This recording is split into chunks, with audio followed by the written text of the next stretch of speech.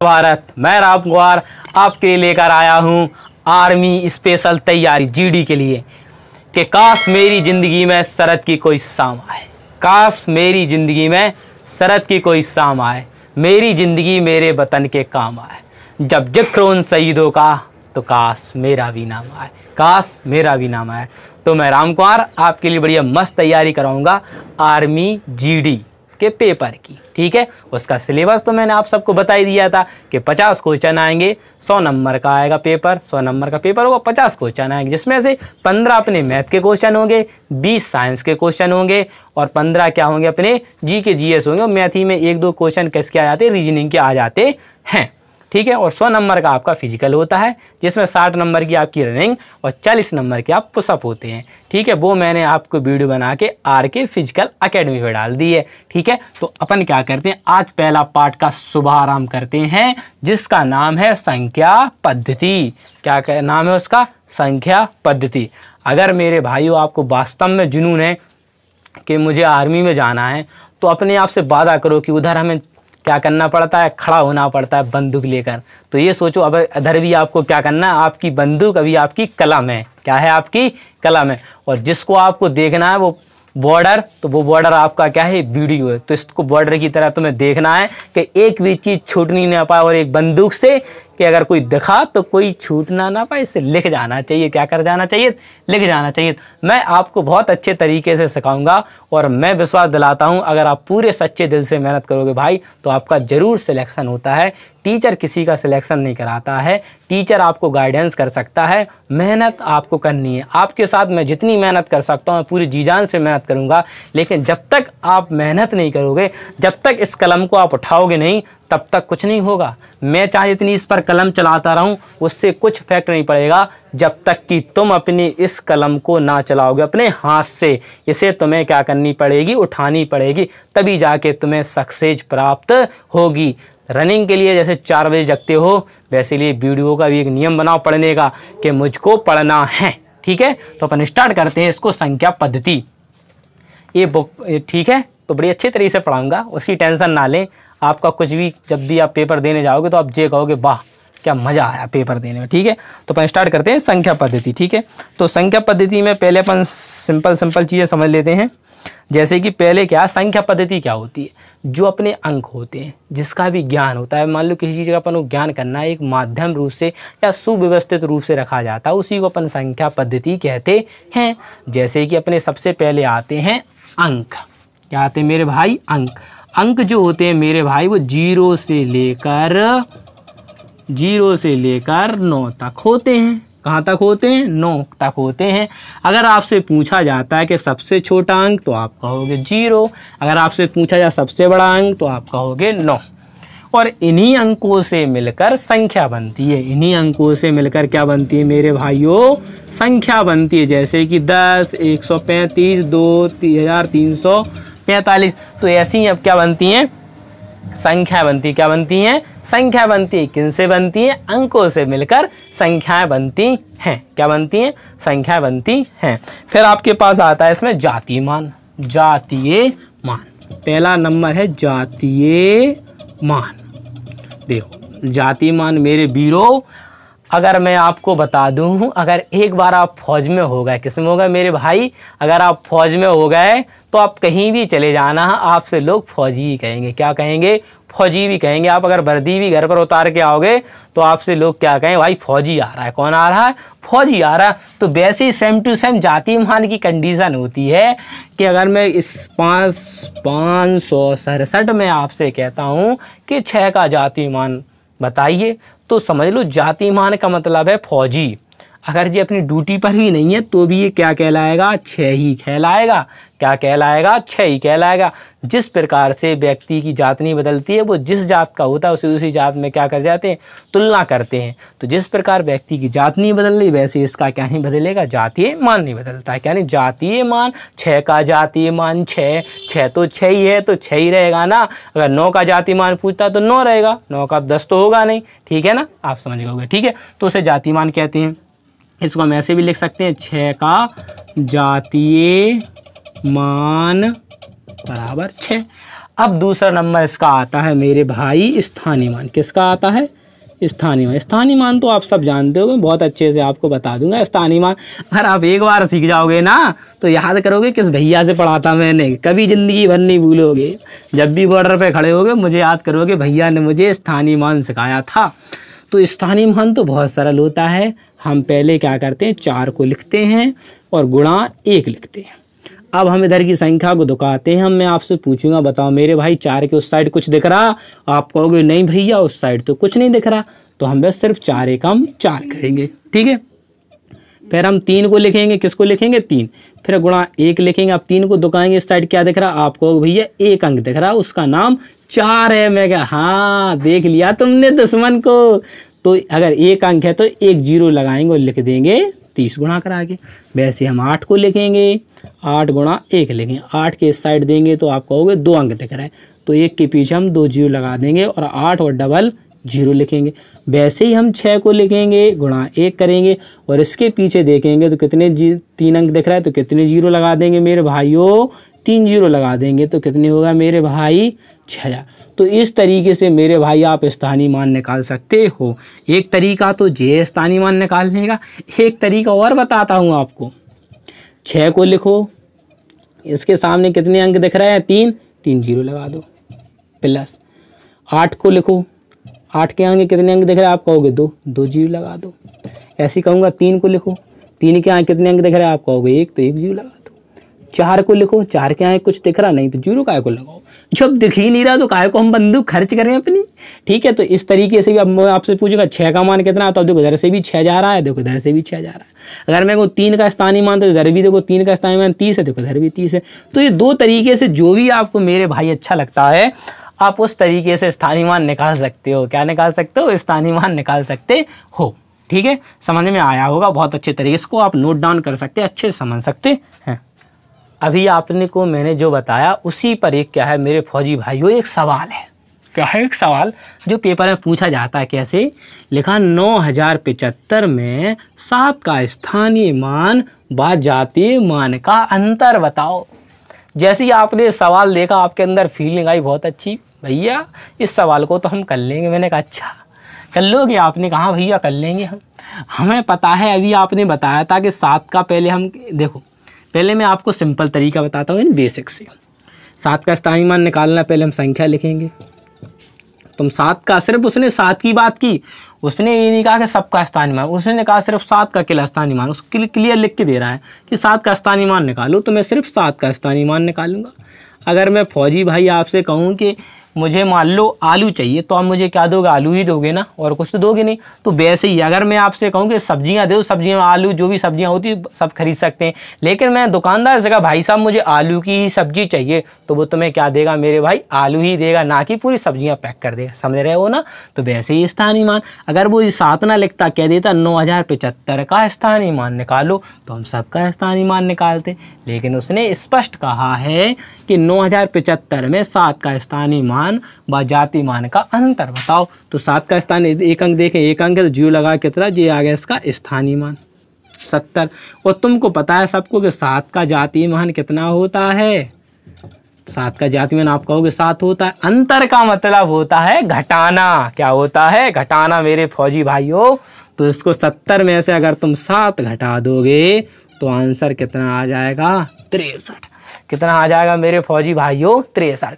आपको इस तरीके से सवाल करना है। अब इसका सिंपल तरीका जो है, जो बिल्कुल बेसिक है, ये तो बेसिक था।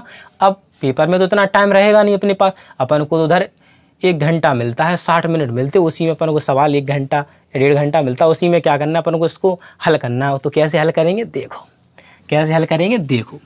9075 में 7 का स्थानीय मान हो गया, तो इसको क्या करना है? इसमें पूछा 7, इसको गौर करूँ, 7 का स्थानीय मान, तुमने देखा 7 इधर लिखा, 7 को लिखो।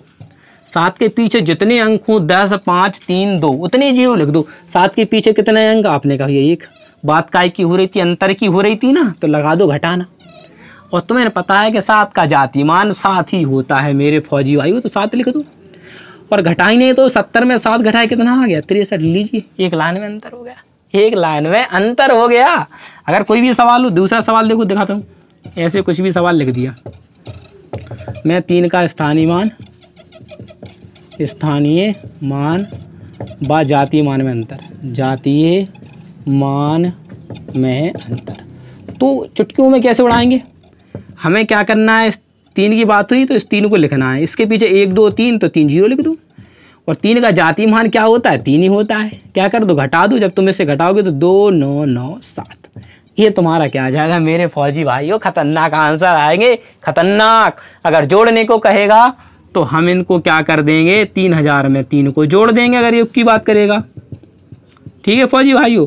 अगर गुणा की बात करेगा तो इन दोनों का आपस में गुणा कर देंगे, अगर भाग की बात करेगा तो 3 का इसमें भाग दे देंगे, तो आंसर आ जाएंगे। आशा करता हूँ समझ में आएगा होगा फौजी भाइयों। अब अपन सीखते हैं संख्याओं के प्रकार। संख्याओं के प्रकार कैसे सीखते हैं, सबसे पहले आती है प्राकृतिक संख्या।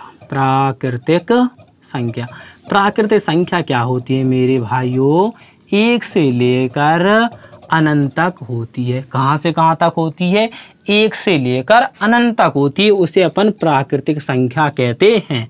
अब इससे क्वेश्चन कैसे बनते हैं कि सबसे छोटी प्राकृतिक संख्या तो आप कहोगे 1, सबसे बड़ी प्राकृतिक संख्या तो आप कहोगे अनंत, अगर पूछे सबसे छोटी समप्राकृतिक संख्या तो आप कहोगे सम छोटी प्राकृतिक संख्या कितनी कहोगे, 2, ठीक है। तो ये क्वेश्चन आपके प्राकृतिक संख्या से पूछ सकता है।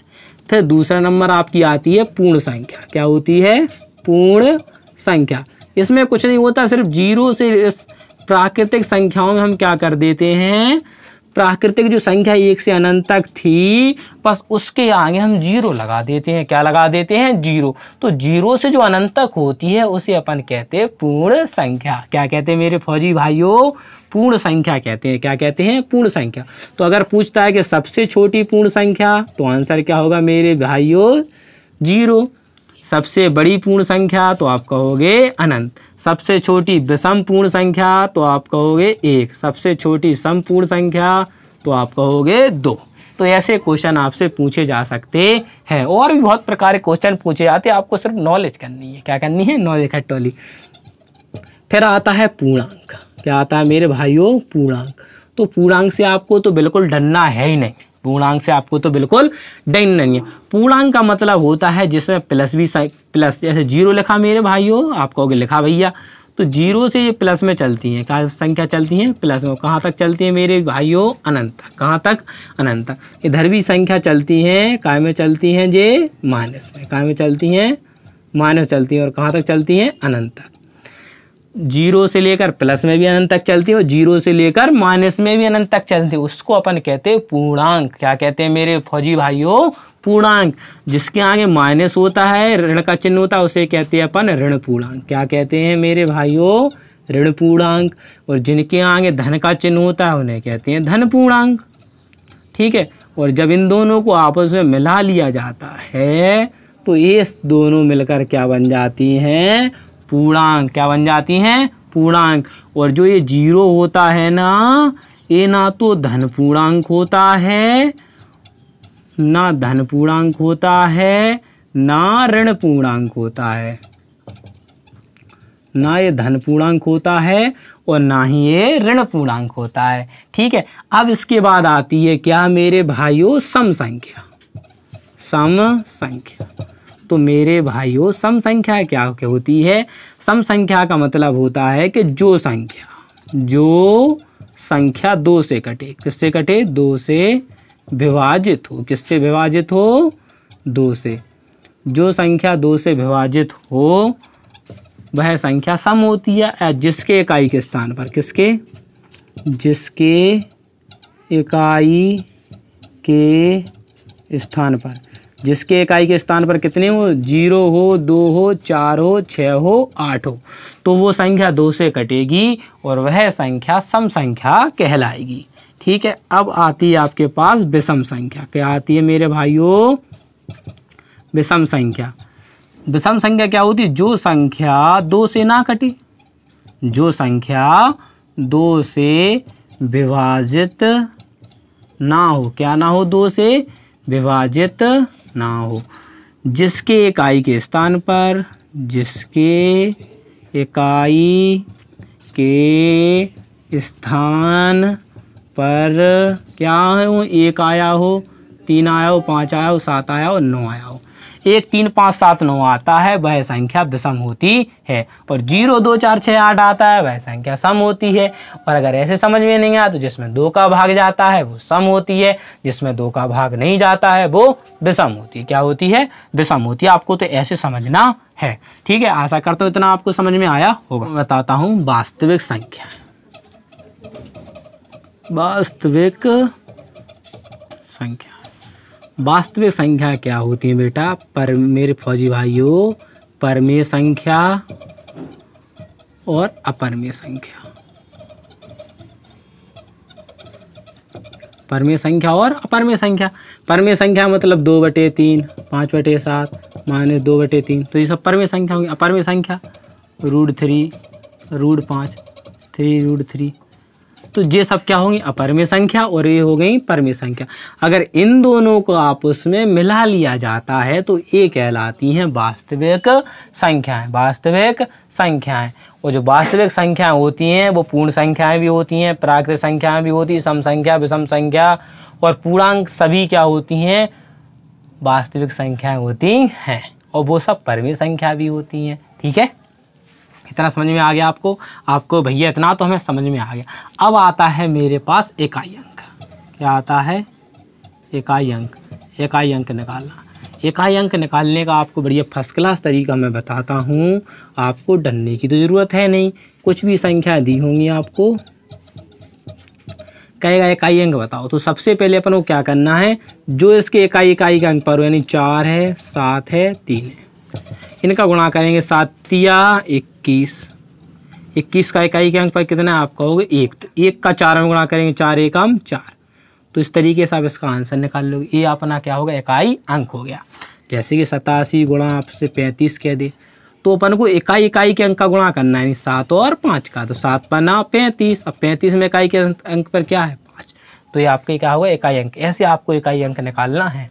और आगे जो भी सवाल आएंगे मैंने बढ़िया तरीके से बताऊंगा, ऐसे बताऊंगा कि मेरे फौजी भाइयों AK-47 चला देंगे अपन। क्या चला देंगे? AK-47। अब मैं आपको बताता हूँ एक योग निकालने के कुछ सूत्र। योग के, योग पर आधारित सूत्र। कैसे? देखो, पहले होता है कि संख्याओं का योग निकालना है। क्या निकालना है मेरे भाइयों? संख्याओं का योग। तो जो भी तुम संख्याओं निकालो उनका योग का सूत्र होता है n कोष्ठ में n+1/2। संख्याओं का योग निकाल सकते हो।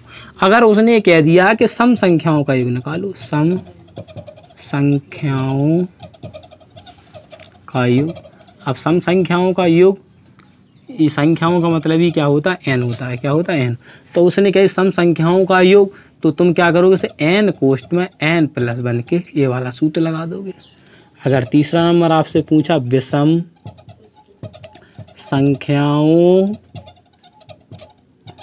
संख्याओं का योग, अगर आपसे विषम संख्याओं का योग पूछा तो आप n² लगा दोगे। क्या लगा दोगे? n² लगा दोगे। अगर आपने पूछा संख्याओं के वर्गों का योग, संख्याओं के वर्गों का योग, तो इसमें कोई दिक्कत नहीं। अपन देखो सूत्र क्या था? n कोष्ठ में n+1 लिखेंगे, इसमें लिख देंगे 2n+1 और बटे क्या लिख देंगे? 6। तो इस प्रकार से अपन ये कुछ सूत्र दिए, इनके आधार पर अपन क्या निकालेंगे? संख्याओं के मान निकालेंगे, योग निकालेंगे। अब अपने पास बचती है भाज्य और अभाज्य। कौन सी बनती है अपने पास? संख्या बच रही है। भाज्य क्या होती है? देखो, भाज्य का मतलब होता है जो संख्या